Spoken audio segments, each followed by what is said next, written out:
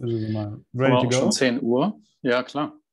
Awesome. So thanks much, Jim, for joining us and giving this guest lecture. And our students, I'm sure, will welcome you. So with any further ado, I'd like to hand over to you. Thank you very much. And thank you, everyone, for joining. I was just in German. I was conferring about the trouble I had with my typefaces. So unfortunately, it's all going to be Helvetica. And for those of you who are of the typographer's persuasion, it might not be too convincing. But anyway, thank you very much for inviting me. Talking about design leaderships in organizations. This is very much a practical or a practitioner's perspective. I will briefly refer to the past lectures and exercises. I understand Elmar and Josef have taken you through some of the key highlights, and I'll try to reference it. And please also use it as a background for you to ask questions and engage with me as we go along. I will give you several opportunities. I will also ask maybe Elmar or Josef to monitor the chat, simply so that we get some playback during the talk. So leadership in organizations means that you're also talking about power. Power and influence, and leadership equals power, or at least partially participating in the power. And I just want to highlight that power in itself is not a negative word. Power exists naturally whenever people come together. There's naturally a leadership role for people in any group. So like atoms or molecules or planets in space, you know, there's gravity. It simply exists as a byproduct of people being in a relationship to others. So if you want to go for design leadership, that means you're also going for a participation in power. So you have to want this, you have to accept this, and you have to strive for it. Let's talk about your own insights as well, your experience from all your careers in the different places that you've been at all different levels of organization. The agenda for today is that we'll briefly talk about designing within different company types, and I'll give you those in a minute. The organizational structure and characteristics. This is probably in some way an unusual topic for you, and maybe you don't have the vocabulary yet. So we'll provide a bit of definitions there for you to get along with it.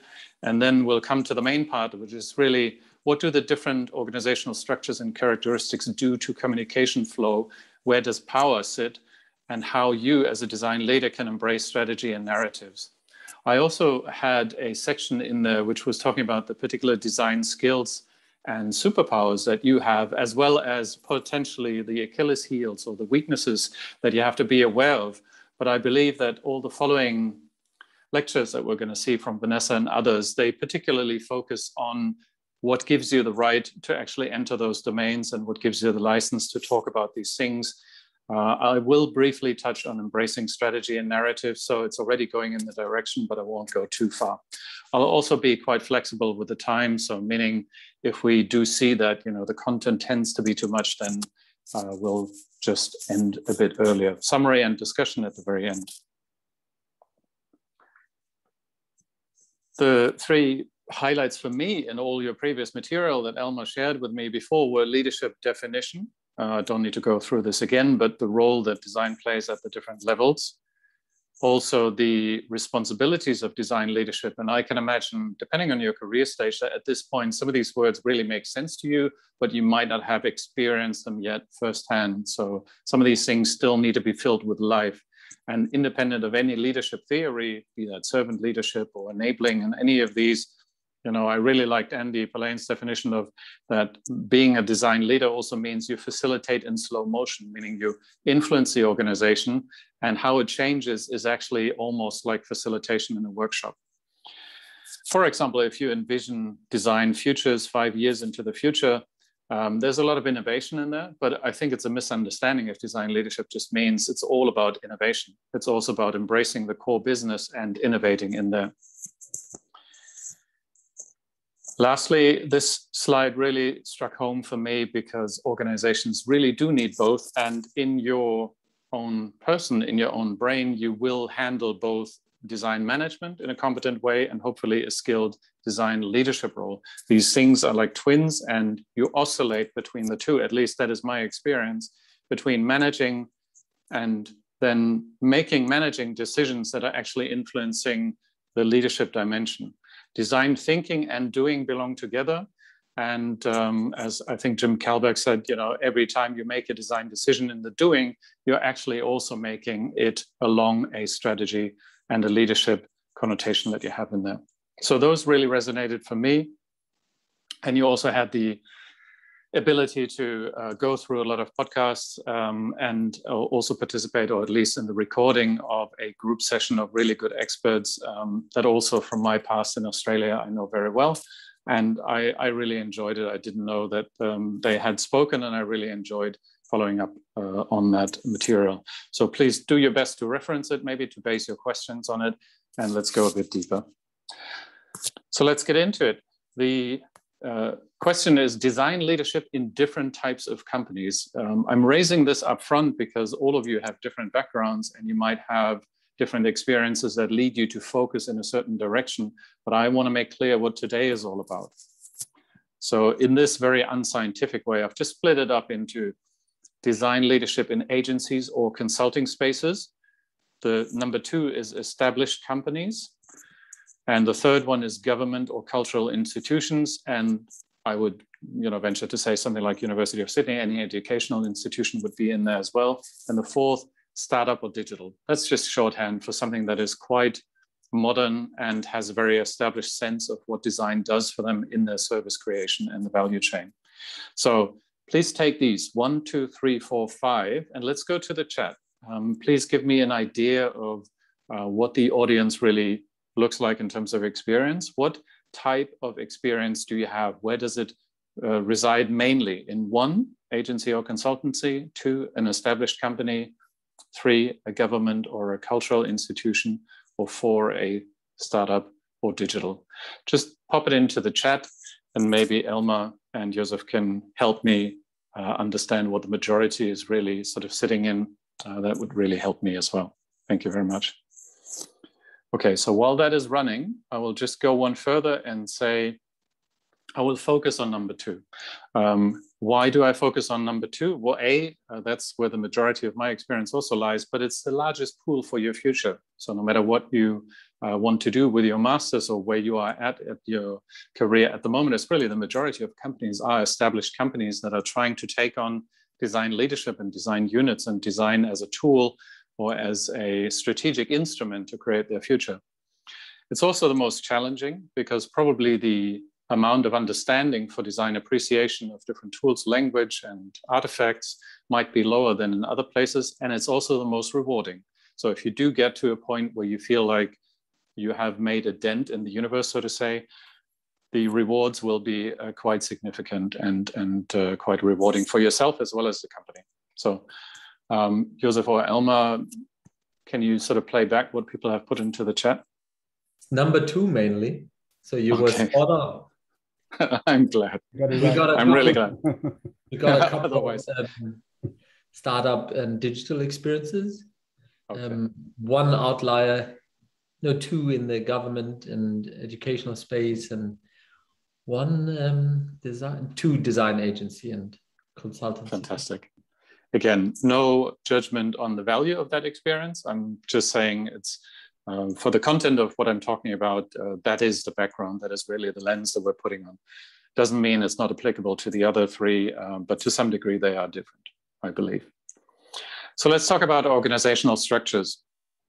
It's not something that people think about every time because they just exist within an organization and they might be described or they might be documented somewhere, but they might also be felt.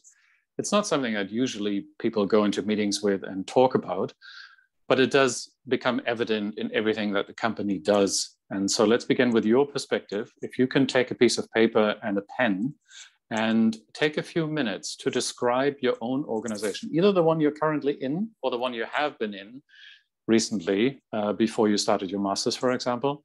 So depending on that, really take a piece of paper and think about what your organization would look like to an outsider. Not from a cultural perspective really so much, or what you offer as product or service, but choose adjectives that describe how it is organized, what departments or roles exist, how people work with each other, who reports to whom, what forums exist, how do decisions get made, or what gets rewarded. So I have planned for 2 to 3 minutes, maybe 5 even, depending on how long it takes you. Again, this is just a warm-up exercise. So there's no right or wrong, just try to use some words that for you describe accurately what the organization really looks like in terms of structure.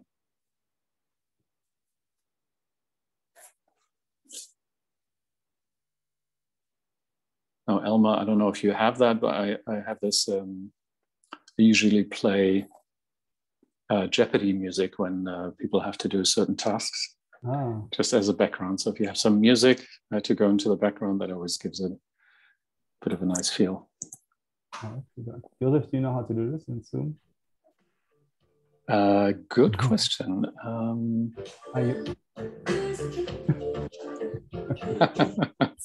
Thanks, Joseph.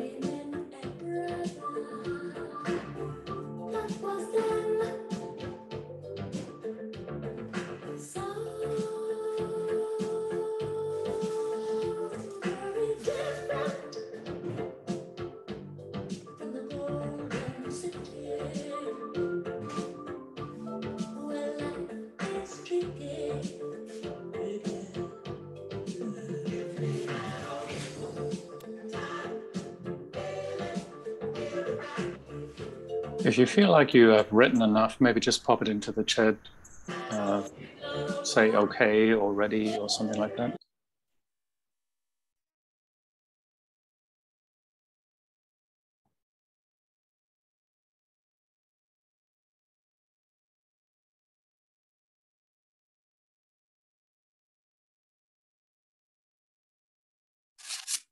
Okay, everyone can still continue maybe writing down some things also as I'm sort of continuing. I want to give you a feel for some of the organizational characteristics that if you're in this field, you might be using. And these words might not be the ones you use in everyday language, especially not when you're dealing with colleagues, but unless you're in organizational design, this might not be your daily language. So let's look at a few. We have, for example, chain of command. There's a length, there's a direct reporting line. Depending on how long it is, you know, decisions get made because they go up several levels. You might have span of control. That's really numbers to manage, and whether or not, you know, you're reaching very many people directly or just a few, but you indirectly reach a few more. There might be another one like centralization. Really, how many decisions have to be made in one place because there's a core decision-making team and everything goes back to them. The next one might be specialization. So if you look at all your colleagues, how specialized are they really? How deep can they go? So how much of an expert position can they take on certain parts of the value chain in which they work? Are they expert, productive people, or are they very flexible, for example? Do they wear many hats? There might also be formalization, the way it deals with rules and complexity and policies and role descriptions. So for example, financial services or pharmaceutical companies or government can also be quite heavily reliant on policies and procedures and processes and descriptions, and what isn't described cannot happen, those sorts of things.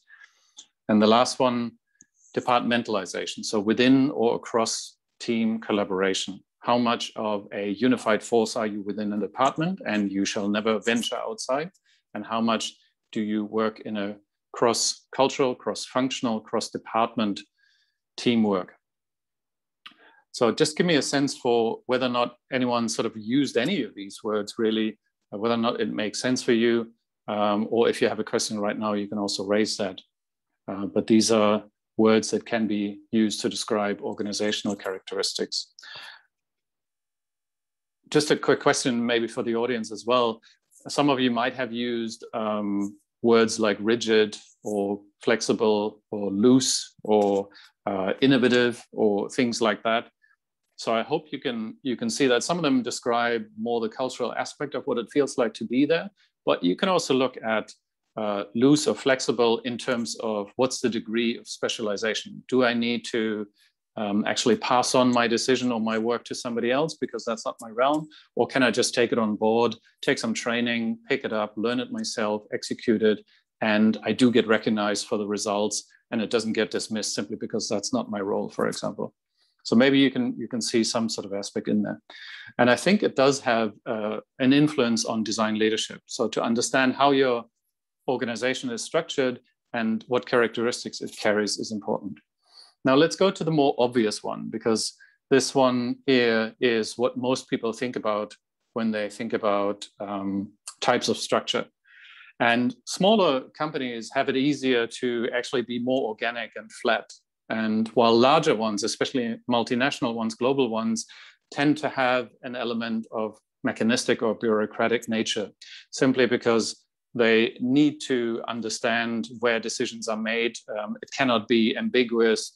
It has to go a certain process because of regulation, for example. So in many ways, it's a spectrum. I wouldn't say that any company is either or, it's not black or white.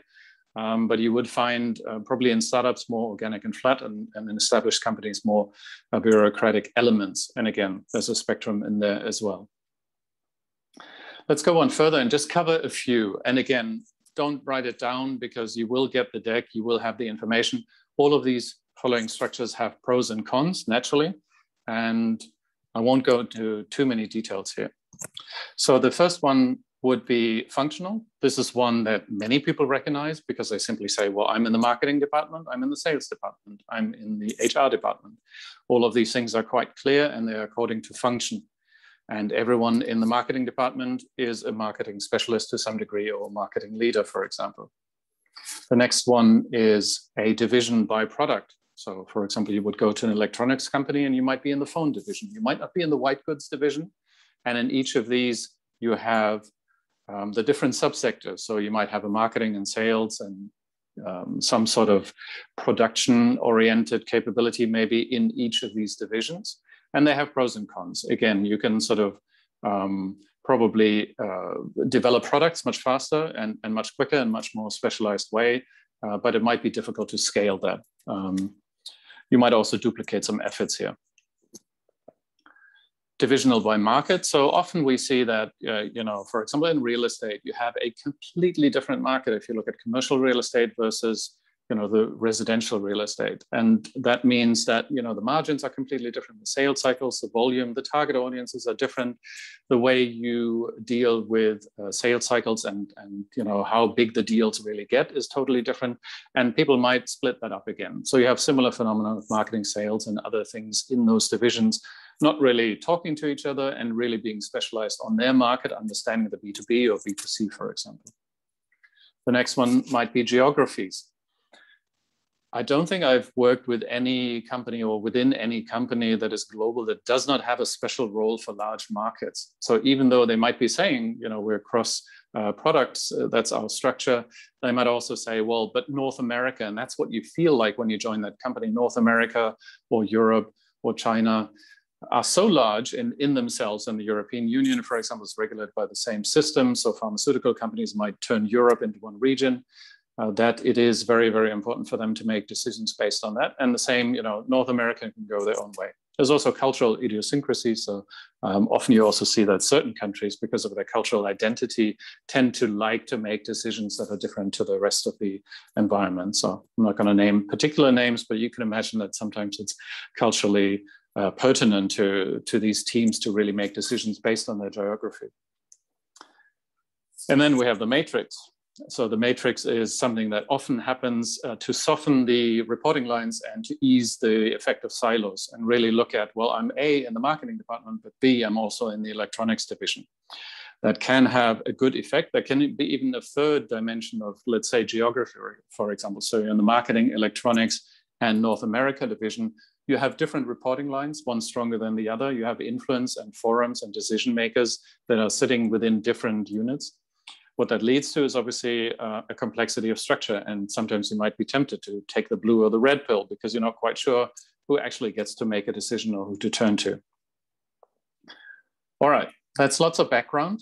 And now the question for you would be, as an audience, and please, you can open your mic as well if you want to, or put it in the chat, where would you place design in a company? You as aspiring design leaders, if you look at these different structures, and you are one of these fantastic design leaders, just pick one and tell me where you would place design, or where you have seen it in the past where you have worked as a design leader. Does anyone want to go first?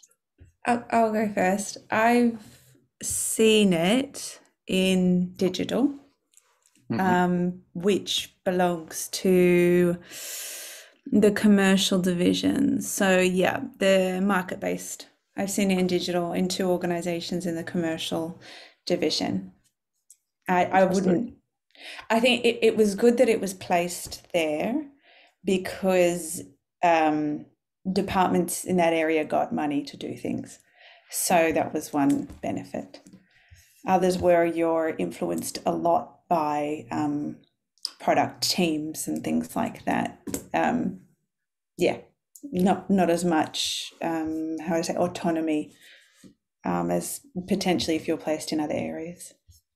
Great, thank you. You've mentioned at least 2 or 3 very important things. One is funding and budget and ability to do something, but also, yeah, just being surrounded by product, being influenced by product, and the proximity actually does make a difference. Thank you. Does anyone else want to go next?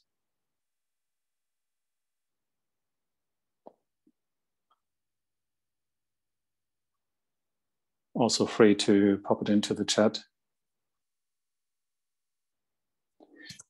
So I have the luxury, for example, to have had the experience of 20 years now, and often some of the most pertinent sort of design projects are either the communication via web or the product delivery or customer acquisition via web or mobile and these things. And what I've seen over time is that initially it began as more a corporate communication function, almost sitting in investor relations sometimes, or in sort of just corporate communication, and being ruled by more communication guidelines. Maybe being very adherent to brand was a big thing in that design challenge. And then it sort of moved into the more commercial space, like you just mentioned, where it does become part and parcel of the way you deliver, and maybe the success even the company depends on it. So sometimes design can also over time move into different areas or might be split up. Does anyone else have an experience or an opinion on where to place design? There's no right or wrong, really. Just tell us where you have been with your function. And just I have a question, Tim. Sure. It's more from your experience. What I've seen, but I can't be sure, it's only anecdotal, is that design has come out of like customer experience teams, which found themselves a lot sort of in operations because they didn't know where to put it. They put it in customer service, and so it kind of evolved from customer experience and then ended up in operations and then in some places. But is that happening? Is that broadly? Yeah, it really depends. So some industries are laggards in some shape or form. So I would say, pharmaceutical, health and life science, government, even departments within companies are laggards, and the way they deal with design can be in customer experience. But I would say customer experience itself is a relatively newly discovered function, unit, form, topic, and where to place that. So be that in operations, or be that, you know, also partly strategic, of how we have a chief experience officer, for example, suddenly popping up as a role, or for the last couple of years. And the question really becomes, what influence do they have? Who do they belong to? Who do they report to? And yeah, so it's a very fluid landscape, I would say. All right. So if no one else wants to share a story at this point, I think there was yes. Did you want to say something? Yeah. And I've been intern in the smartphone company, and I define it as a functional structure of the company. So I'll put we'll put the design department in each functional department below each functional department. Such like marketing, below the marketing there's a design department, and below the sales there's a design department. So that's my sharing. Yeah, thank you. You raise a good different idea of either being centralized, or being centralized but in multiple places, or being embedded. That sounds like what you're saying is almost embedded. And as a design leader, your challenge will be to synchronize the quality of the output, the direction, what do they have in common. And the problem for each individual designer might be that they get sort of overwhelmed by the amount of engineers, or the amount of marketing folk, or the amount of operation process folk. And they're always in the minority. So you, as a design leader, you would have to serve up sort of, you know, constant communication and guild structures or meetings where people come back together. I wouldn't say there's, you know, one silver bullet to do it. I would say that a design unit that consistently stays within one area and consistently has to venture out to different areas never really gains the full understanding of that other area, doesn't gain the trust and the respect, the collaboration, familiarity. So that is a drawback if you keep sending out designers for individual projects. And the minute they leave the building or that unit or that floor, the effect tends to slow down, and, you know, the sand dunes sort of cover the achievements very quickly. But on the other hand, if the designers are everywhere, you know, that's good, but their impact might be diminished, and they might be sometimes dominated by each other team. Yeah. Thank you. There was a comment in the chat, so I can't read it here on the phone. So if somebody wants to read that out, either Elmar or Joseph, thank you. I do have a question. Is it normal for companies to outsource their design capabilities? I'm currently interning in like a global company, and I kept asking where their design department is, who their design department is, and they're outsourcing all of it to just different agencies or consultancy firms, and they've employed one strategic designer who's based in like the global office. And I was asking about that person's role, and their role is to oversee the briefs that are sent to the design consultancies. Yeah. Just a quick one. If you mention companies you work in, if you could mention what type of company, it helps, I think, for the other students to contextualize, because otherwise it becomes very abstract what you're talking about. If you can all like mention what type of company it was, if you can, if it's confidential. No, it's fast-moving consumer goods at the moment.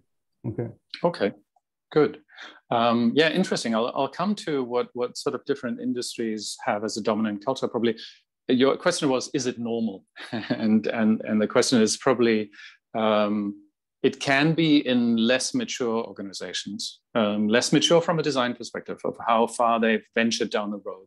And it's the occasional pulling in of experts and maybe having one strategic person, as you say, who oversees the briefs.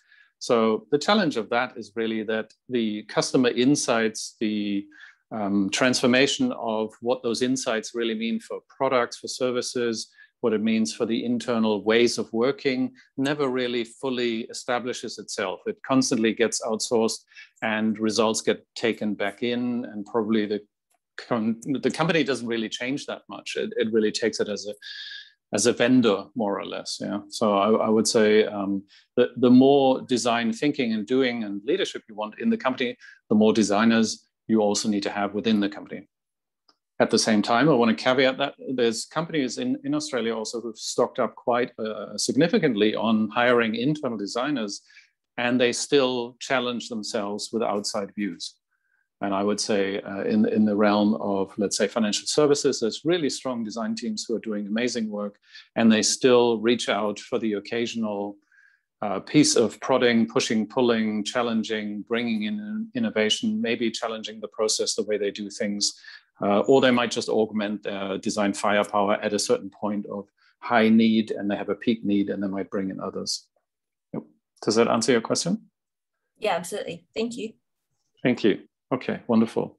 All right, let's move on from this.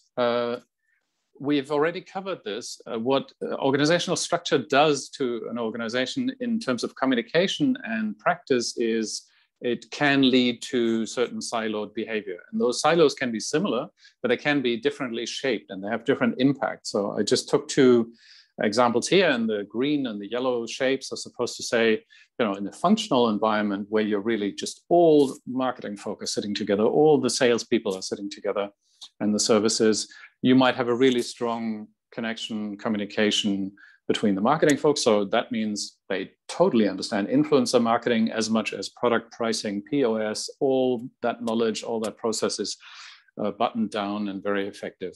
They might have a good connection to sales, they might have a good relationship to services, but maybe on a higher level. So really the executives keep meeting in forums, but an individual in the social media marketing space might not be aware of what is actually happening on the transactional sales space.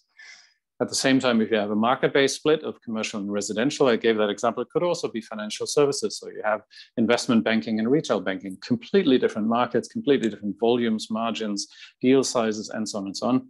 So these people have a great grasp of marketing for a commercial product versus a residential or B2C retail product. But the marketing folk really don't talk to each other. And so sometimes they're even sitting on different systems. They might be using different CRM systems, for example, or at least they might be handling media in a completely different way. And then the design leadership is asked to provide services that are either for employees or for customers that address as much as possible of the business. So you don't want to do a silo, just a residential or just an investment commercial division product in itself, because you want to change the organization as a whole. Also, I gave the example here of government division, because there might just be policies, there might be security, safety reasons that there's no communication possible between the two. As a design leader, again, that means sometimes you hit barriers that are very, very difficult to overcome. And you might also have stakeholders that have completely different interests because they're talking about different targeted audiences. But there's also a scientific view on that. And Stephen Conway, a software engineer who formulated Conway's law, what he said was that any organization that designs a system, and by system, he meant software, but you could also say like any output, really FMCG or be that services, is constrained to produce a design whose structure is a copy of the organization's communication structure. And an easy way of seeing that, as an experienced designer, you sometimes hit a website and you might be thinking, that's really weird. The payment system is full of frictions, or the customer service and the return policy is so odd. It doesn't really rhyme with how I got brought into the marketing. So what it's saying is the way the marketing folk and the customer service folk are talking to each other, how they collaborate cross-functionally, work together, has an impact on the product itself that you see. And that will be a challenge for any design leader to bring together the people from the different silos, be that, you know, by market geography or be that by function, to bring them together so that the customer experience and the service that is delivered is integrated and does not display this, what Stephen Conway formulated here. By the way, he did that in the 60s, so way before anyone was going to any websites. All right, so a lot of content that we talked about. Are you confused yet? Hopefully not, and your engaged questions and contributions show that you're not confused, but this is only a starting point, right? It's a broad understanding of different structures. And I want to say charts that you go to a website to, and you go like about us, and in the section where they have the org chart, and they say, this is how we're structured. And what the reality feels like when you enter that organization, they can be separate things to a certain degree. They're not completely, you know, completely separate and different, but they can feel different because structures keep changing. And normally an org chart is never up to date. The minute it gets put somewhere, it's old in some shape or form. Could be through success or failures. You know, one business is booming, one part of the business is failing. There's reorgs, there's different structures. There's a new CEO and she decides to have it organized in a different way. So sometimes these structures keep changing. What's another reason for that is, well, people have agency. So while my title might be head of brand, I also feel very compelled to insert my ideas into marketing. And I might have some influence. I might have some budget. I might have some people in the marketing space. And I'm actually strongly influencing this. So if you go to the luxury goods division and you're selling high-class cars, for example, you know, your brand influence on the marketing is huge. Because it's simply very, very relevant to the business to display the brand in everything that they do. At the same time, if you're in the legal department in a pharmaceutical company, you might have a large sway over innovation because that's not officially your role, but the way you constrain and you coach and you collaborate with the people in the innovation space and the policy space has a huge impact on what actually gets put out. And lastly, incentives and KPIs reward certain behavior. So what you pay people to do, and also what you reward people to do, be that with money or recognition and promotion, ultimately does influence how people behave. As a design leader, you might meet people who are very friendly, like you as a person, totally understand design, get what you're doing, love it, want to support it, but the KPI structure and the reward system does not give them any benefit to do so. So if salespeople just get paid and rewarded for sales, and they have no integrated KPI that leads them to think about, well, how can I support innovation, or how can I support any other design endeavor that you might want to support? It's very hard for them to do so because it's not going to be a priority for them. So just bear that in mind. And I think some of you have already sort of tossed in questions and have touched on it. What's really important outside of all these org structures is really that you understand, where does power sit within a company? So what do I mean by power and where does it sit? Some of you have already talked about it as if you know what I mean by that. So feel free to just maybe open the mic and say like, well, in my last company, I knew exactly where the power sat because ... Does somebody want to share a story? Otherwise I can go first as well.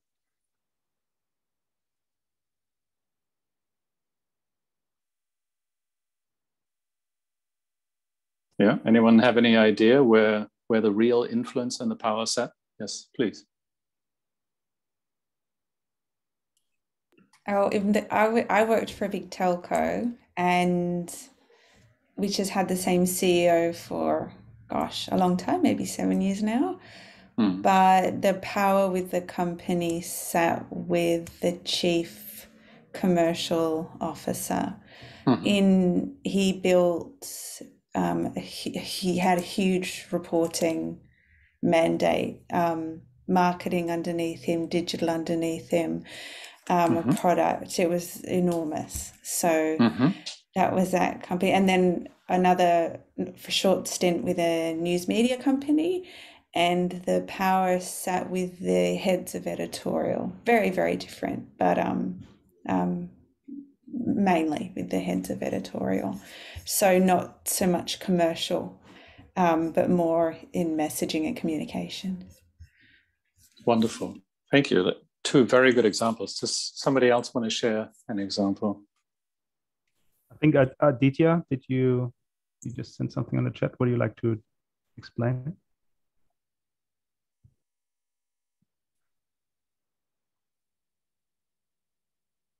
Sorry. Yeah. So in my experience, the power sat with the chairperson and the person who was directly below him, because they were responsible for making all the decisions that the team wanted to take.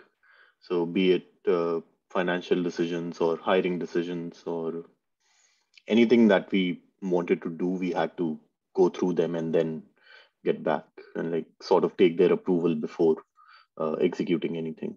So I guess in terms of power, it sat with them. Thank you. So sounds like quite a strong chain of command and a strong hierarchy in a way. Yeah, centralization, really one place where all the decisions get made. Yeah, excellent. So another example that I have recently, well, I'm still working with a global company that has actually 5 divisions. Out of those 5, I would say one makes probably 30% to 35% of the whole revenue, which is huge. The company has huge revenue, but that one division in itself is its own universe in a way. And many initiatives that you would like to drive across all 5 divisions, it's more or less, you either get them on board or it's not going to happen. Or if it is going to happen, it's going to happen in all the other divisions, but not in this one. So they like to go their own way and they like to have say. And that is purely because they are the business with the highest margin and they bring in the largest revenue. And so therefore they're seen as the go-to place for new initiatives. And the same way, if you crack it as a design leader, if you crack it with that division, you've almost cracked the whole company, because then they are the model for a successful introduction of something, and then it's going to be rolled out. So these stories, they revolve around one thing that I want to explain to you, which is the, oh yes, does somebody else want to say something? No? Okay. And that is follow the value. As a design leader, following the value can be, as in this case, you know, that's a dollar bill in the background, but value can also be something that is core to the identity of the company, to the mission, especially in government, for example. It's not so much about who makes money, because they're not making money per se in that sense, but it could be the value that the organization sees in something. And I think one of you mentioned, you know, a large reporting line of many different products, a commercial officer in this case, you know, obviously having a lot of value under their remit, you know, spending a lot of money, but also making a lot of money. So that was quite significant there. But also, yeah, just as I mentioned, sort of, you know, it can be the purpose or the mission of the organization. I think editorial was mentioned as being the leading value in that organization. And without that product, editorial content or news, nothing else would matter. So they held the value of the organization. And so therefore they had a strong sway and say and influence. So look at it this way. If you come into an organization, if you're already in it, you want to analyze who has influence because of the business model of the organization.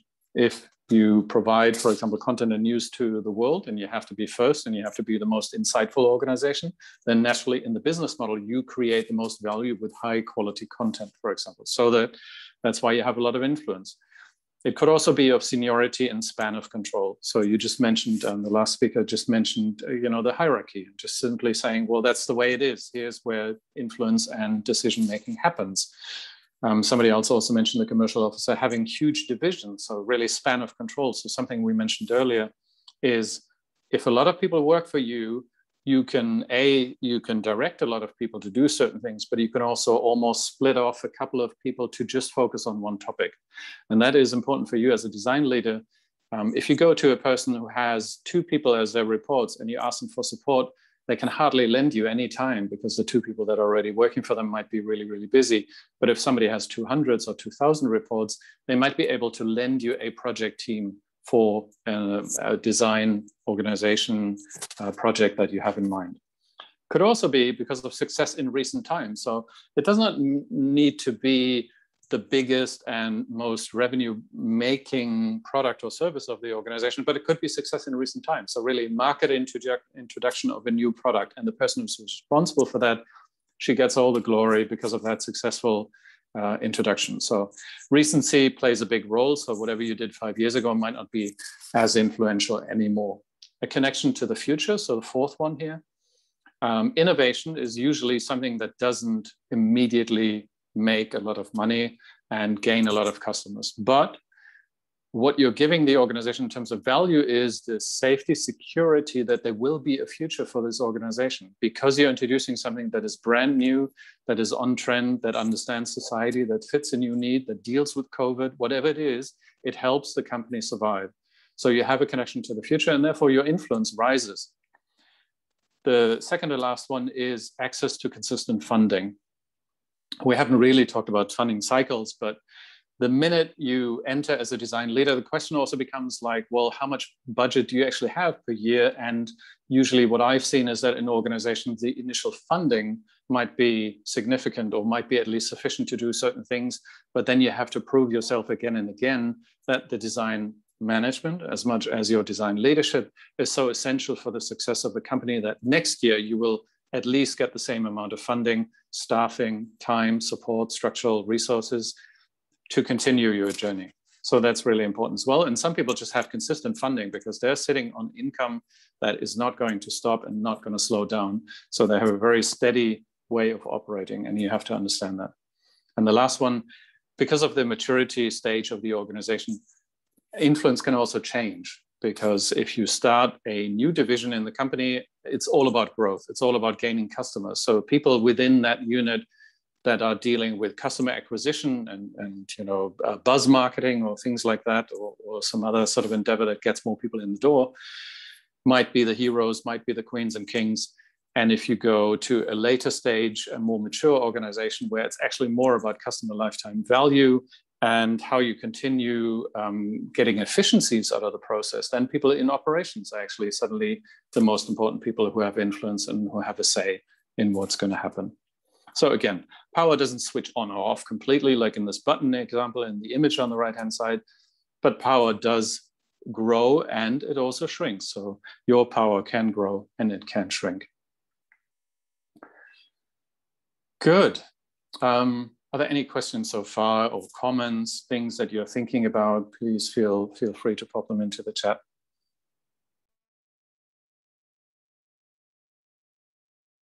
I have a question, Tim. With this slide here, how much do you use this as a guide now at this stage in your career to decide who you might work with, like clients or as an employee?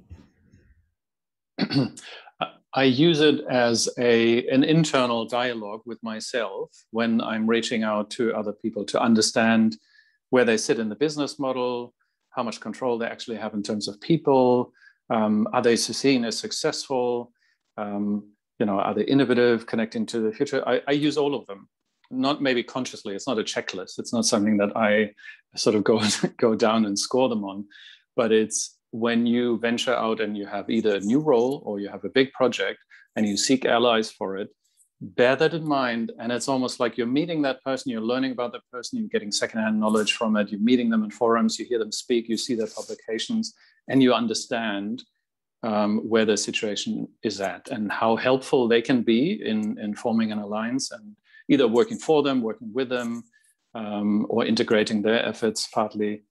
I do remember, for example, meeting a person also in a telco who had a really impressive title, but he kept coming into the meetings as a side actor.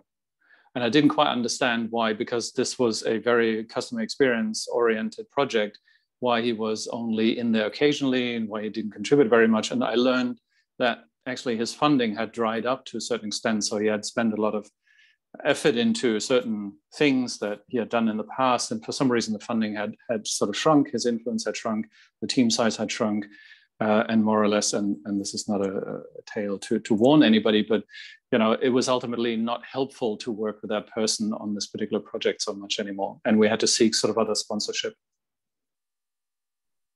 Maybe I have one question on these different layers of power. How do you find out indicators, or how do you quickly make almost a map of where the power sits? Yeah, good point.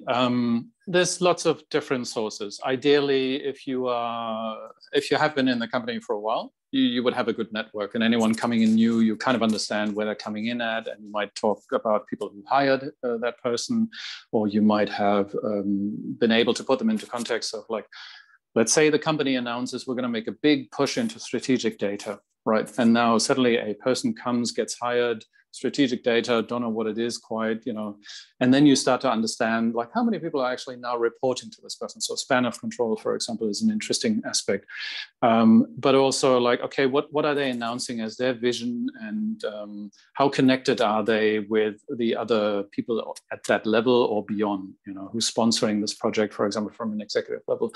Those things, if I'm coming as an outsider, so if I'm not inside the organization, or if I haven't been there for a long time, I might also use LinkedIn. I mean, LinkedIn is a fantastic place, depending on what the personality of the people are, but they tend to indicate through their description of who they are, what they've done in the past, how they describe it, what type of content they share and they like, who they're connected with. All of these things can tell you something. You don't need to be a wizard. You just need to be a human being and sort of understand like, use your empathy as a designer. If I was that person, why would I post this content, and why is that important to me, and who am I, why am I connected to this topic and these other people? Yeah, and then if you're not finding anything on LinkedIn, and if you're not really close to that person, sometimes internal communication can tell you a lot as well. So if you go into a forum, there might be an all hands, and now we're all remote, so we're all on video screens, but still, you see what newsletters come out, how they sort of push for certain projects, what they indicate, what they're going to fund, what their KPIs really are.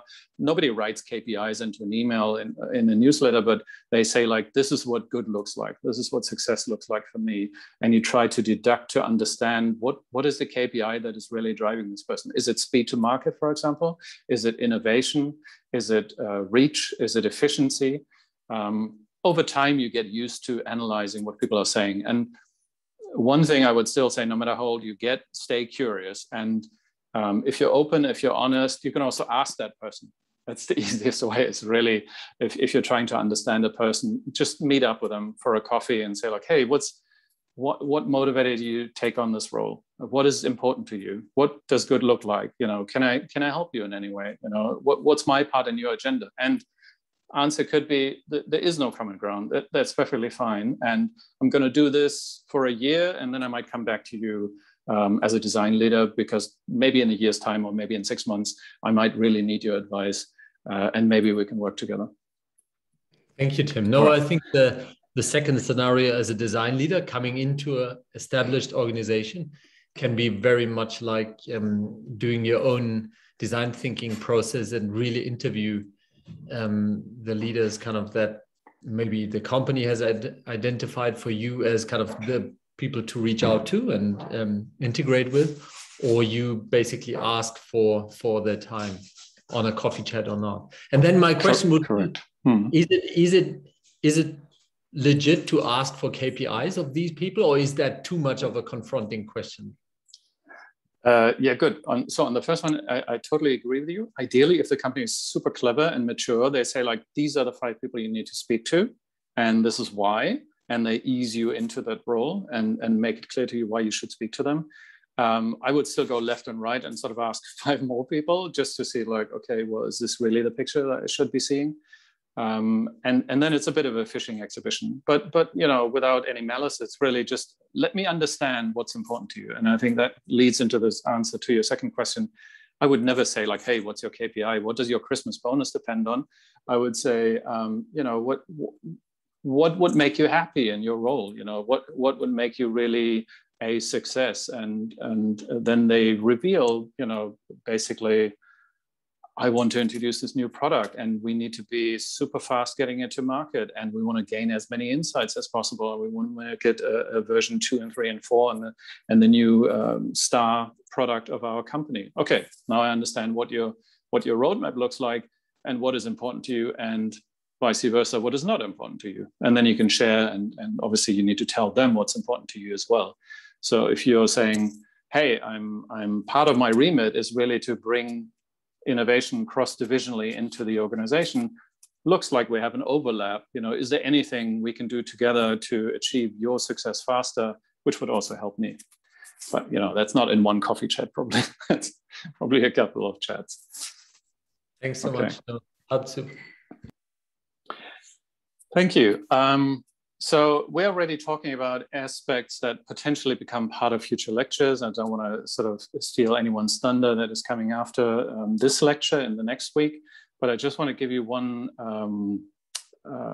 highlight, sort of what I found over the years, what is really important for your success as a design leader, and that is to embrace strategy.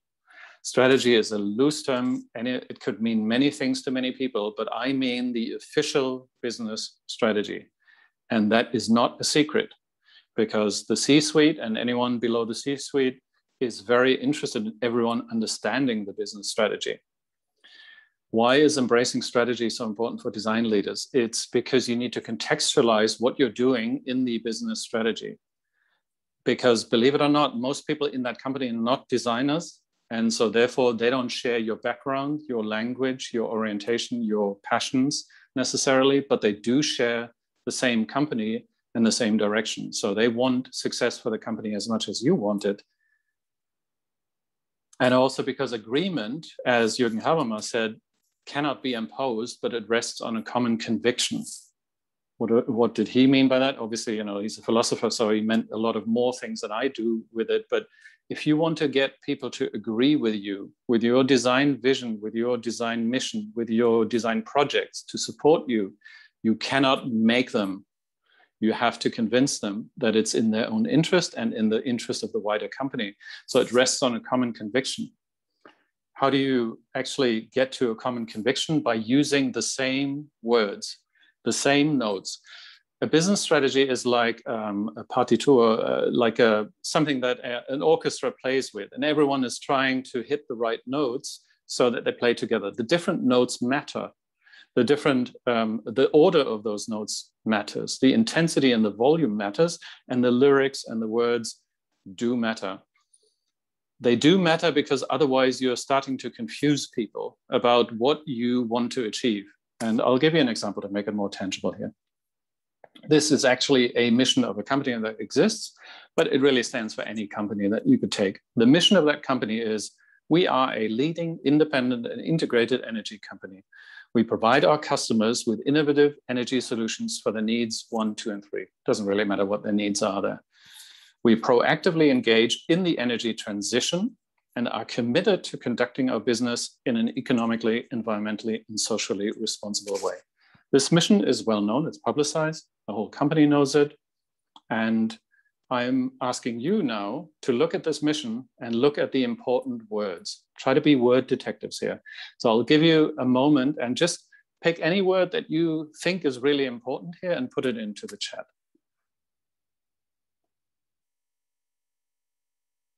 Which one would you use?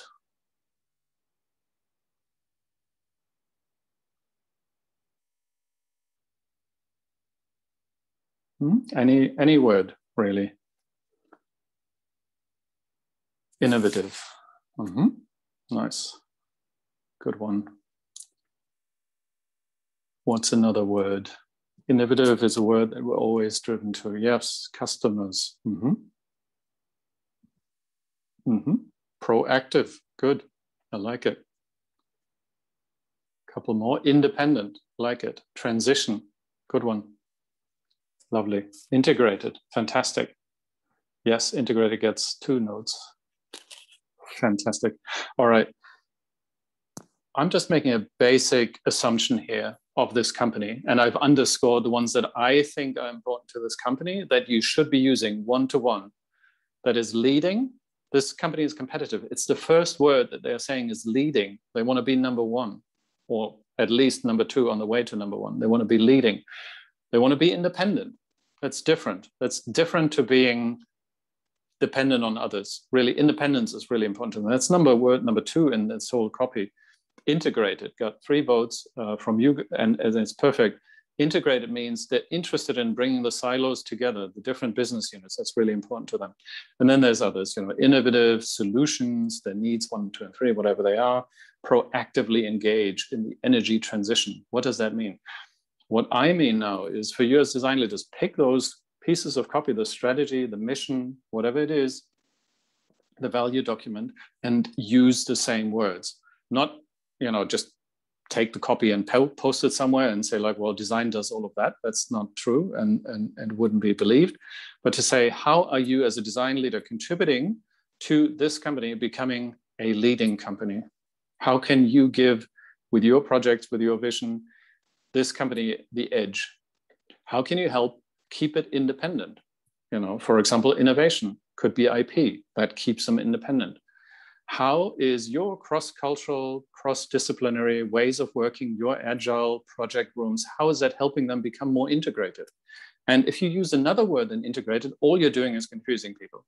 So if you say, well, it's cross-disciplinary, huh? So to you, it's fairly obvious that this is helping becoming integrated, but you have to spell it out. So if you go to the chief commercial officer, chief operations officer, maybe even to the chief legal officer and say like, you know what, I want to put these 5 people together into one room and they should be working together with me on this new product or service. It's helping us become a more integrated company. Boom, there's the connection. There's the mission and your leadership provides support for the mission. Does that make sense? All right. Another one that I want to give you sort of maybe as a last piece is use guiding narratives. And what I mean is that once the mission and the strategy is clear and where the company wants to be going, they use certain narratives that describe how they're going to get there. So here's our vision, you know, this is the mission, how we're going to get there. And they might use certain words that keep popping up in helping them catalysts for success, how they're going to get there. And so, for example, you know, you have the age-old agile word, you know, keeps getting bandied around. There's these fantastic project rooms. You're a design leader. You're working with this team in this room, and you know it's full of progress. Everything's happening. So agile, even though it's not necessarily only design, it's so natural to you that you can use it as a way to slip in design into the narrative of how we're going to get to success. And that's, you know, for those of you who are parents, you understand, you know, when you want to feed vegetables to your kids, you mush them all together and you slip them into the yummy food, and, you know, the vegetables are in there. The same way you can overcome resistance by using a guiding narrative that actually completely rhymes with what you're trying to do. You're just calling it something else, and you might bring in design principles along the way. Other things that really rhyme with designers are customer-centric. You know, call the customer human-centric, and boom, you're at a design principle. Customer value, what's important to a customer is to a human. So therefore, these words actually make sense. If a company says, we want to be more customer-centric, that's your sweet spot. Digital, again, a very wide term, could mean anything and nothing. But digital is something that in many ways is interactive, responsive, adaptable, data-rich, everything that we designers believe in as well. Innovative, so many designers are naturally drawn to new solutions to try to improve things for people. So innovation is obviously an easy one. Being responsive, lean, nimble. So try to seek out these words, and they could be your way into an area that is normally not used to talking to and collaborating with design. All right, so that was a lot of content, very engaged discussion. Thank you very much for the questions, your contributions. In summary, I just want to give you, if you remember 3 things about this hour that we spent together, it's understand the structure from an official point of view, from a chart point of view, as much as from an individual on the ground view point of view. So you understand the structure, you work with it, you try to understand where communication might flow or where it might be difficult to actually communicate and work together. Second one is follow the value, whatever the value means. Could mean dollars and could mean how you advance the mission, the mission, and where lastly is sort of the power sits. And last one is embrace strategy. And by strategy, I mean any of the words one-to-one, but also the guiding narratives that help people understand what you're trying to achieve as a design leader. And I do understand most of what I've been talking about is not directed at other designers. So naturally, as a design leader, you're also a leader to other designers. But I think in this, I've really focused on what it means to the rest of the organization as a context for your activity and your success. And I wish you lots of success, obviously, on your pathway towards design leadership. And I'm very, very curious. Thank you for your attention. I'm very curious to yeah, just engage with you in a discussion on everything we've heard so far. Thank you. Yeah, thank you so much, Jim. That was very, very insightful and amazing. So yeah, I'd like to invite everyone in the class to please ask questions and start a discussion.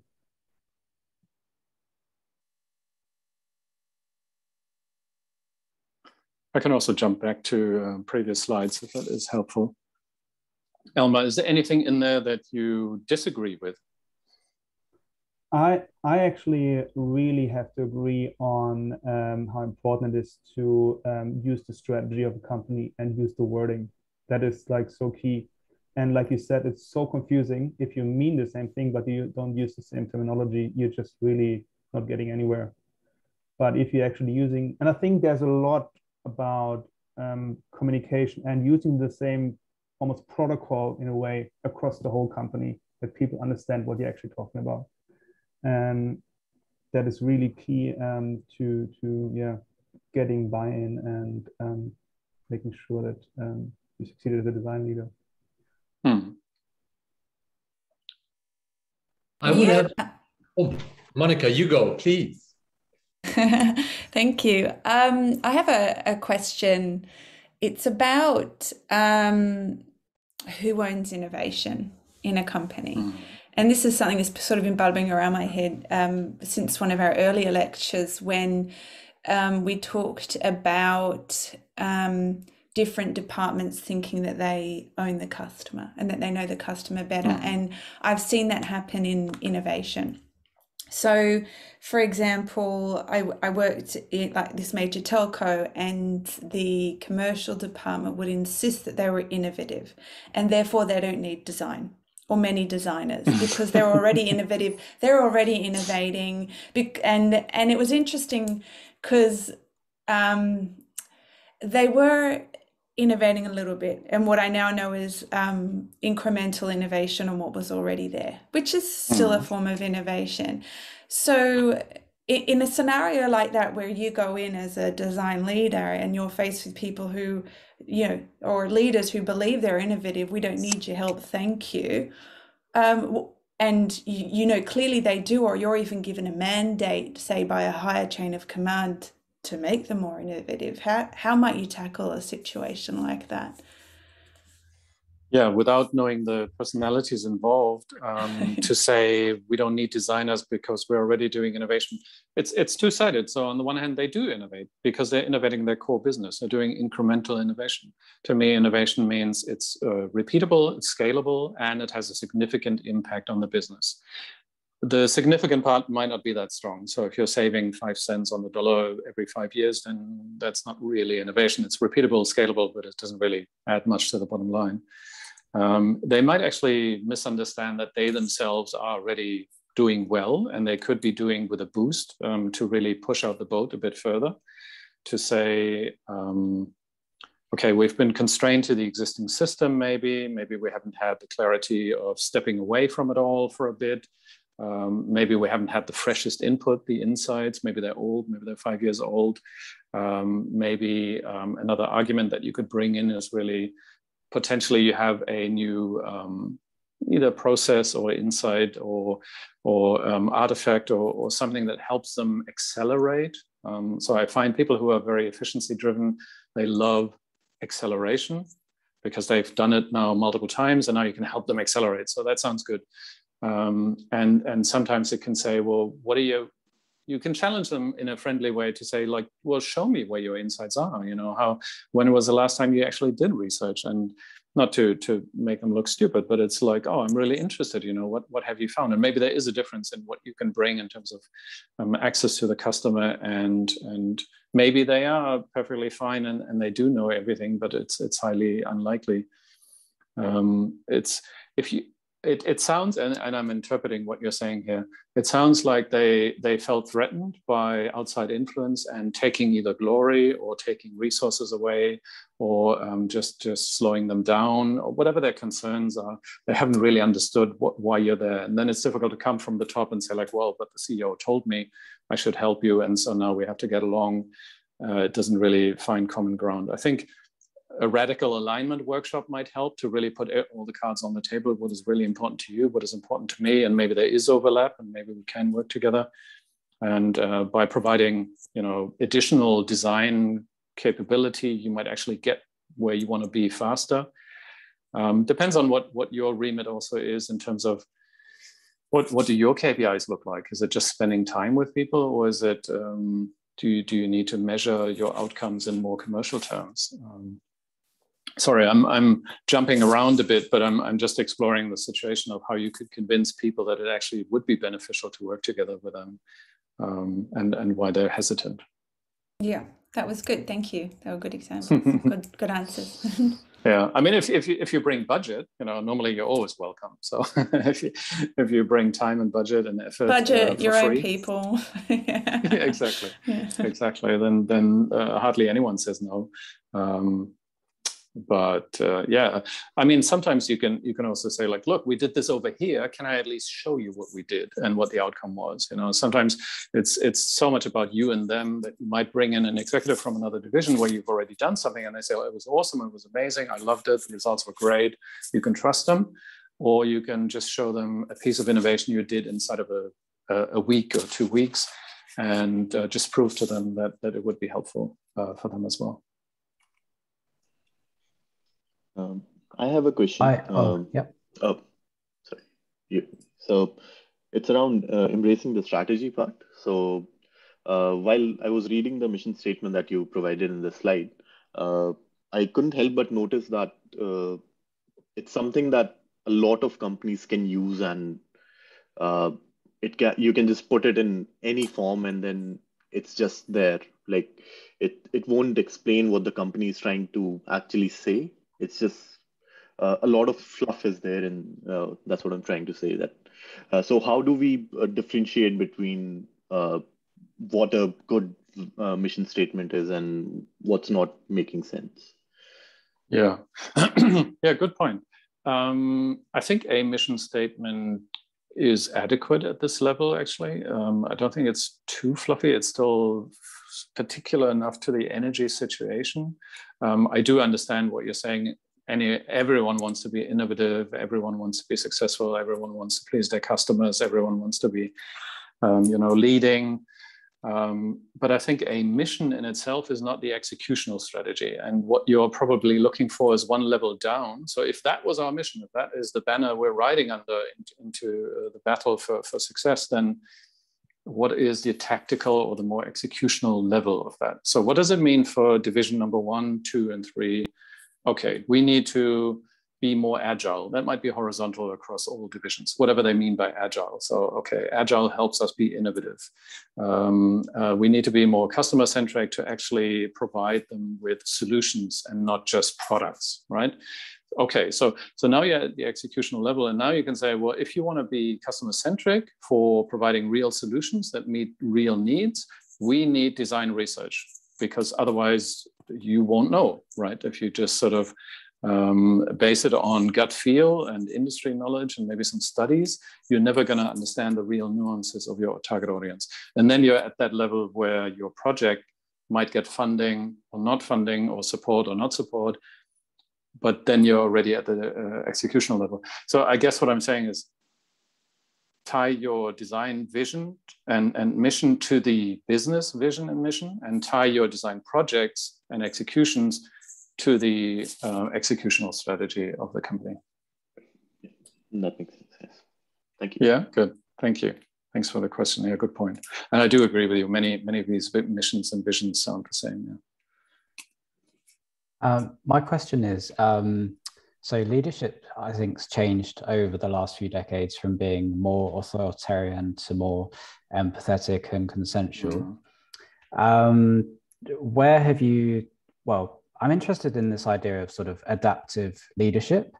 Where have you had to sort of change or evolve the way in which you lead teams, or you sort of, or is there just one Tim persona? There's definitely only one Tim, or at least me. But you're hitting on a good note. I think the more enlightened companies that are embracing, let's look at this, embracing customer centricity, customer value, try to be innovative, responsive, lean, nimble. They all understand that you need to be either adaptive or the servant leadership of getting things out of the way to, I've hired smart people, I'm just helping them sort of be brilliant, that sort of mindset. I would say heavily regulated traditional industries can have problems with that, because what I see in certain industries that have chugged along for a long time, for example, energy and commodities or pharmaceutical or government, they've had a certain way of doing things and they're not used to bringing, modernizing, revolutionizing, disrupting, that's not really normal to them. So they're a little bit behind in adapting some of these leaderships, even though they need it just as much as anyone else. So what I'm saying is, depending on the industry you're going into, you might have more or less receptiveness for these models. Myself, I've had to adapt it pretty much over my lifetime, probably, and change it. I definitely, if I look back at what kind of a design leader I was at 30, 35, 40, and now unfortunately already sort of touching the 50, I've definitely changed and gone way deeper into trying to be what you just described. I definitely was much more of a directive person, much more of an expressive, let's call it show pony in some ways, leading the way, practicing what I was preaching, working hard, all these things, and sort of, expecting everyone to do the same, that sort of thing. And I'm much more interested in enabling people and letting them flourish. And yeah. But, it's different situations might also, I totally agree with you on the adaptive leadership style. Sometimes you're much more sort of a teacher, and sometimes you're a real sort of directive leader and you just need to make a decision. And sometimes it's really about bringing them to high performance and then letting them be brilliant and, helping them in escalation points, but otherwise trying to coach them to further success. Yeah.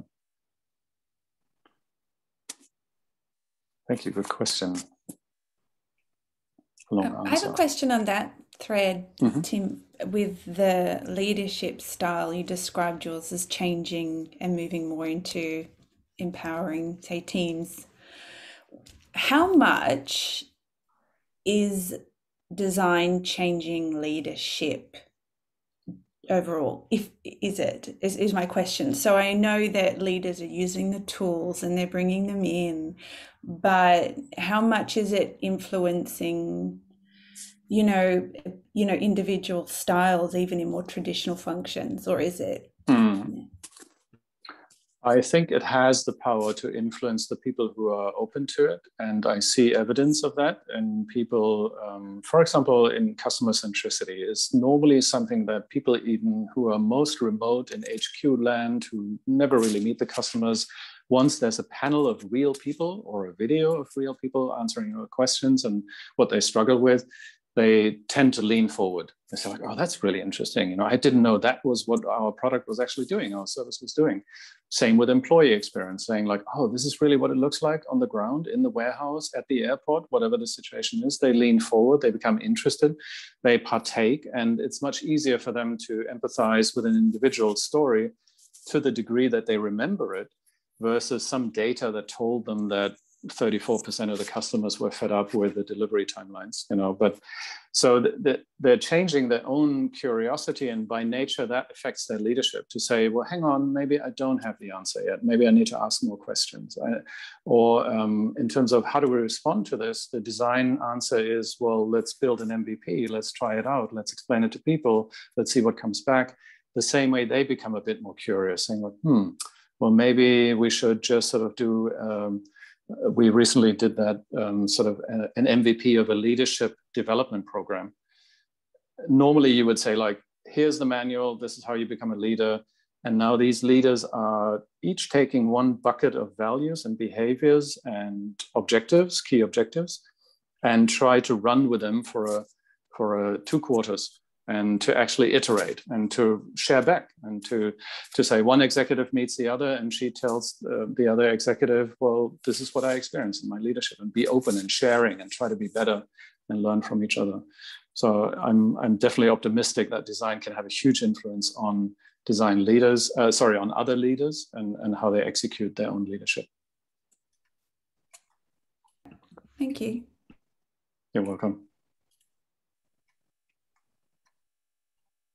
Okay. Any more questions? You see that obviously I'm very interested in sort of staying in touch with you. You can reach out on LinkedIn, we can connect. You can also shoot me a chat message or a question. I'm also going to be participating in the other lectures, hopefully. I'm very curious what the other people will talk about. Very keen to follow up on your successes, and thank you for the opportunity. Thanks, Elmar. Thanks, Josef. Thank you so much, Tim. This was really, really great. And it's just so inspiring always to hear really these pragmatic examples, and hear things, how they sit in context and how they actually are in the real world. So that was really, really amazing to hear that from you. Yeah, really great. Josef, did you have anything else you would like to add? No, Tim, thank you so much. And super excited to see what kind of in the next courses you will teach us. Thank you very much. All right, you have a good night. I still have my day ahead of me here in Europe, so yeah, have a great day, and see you soon.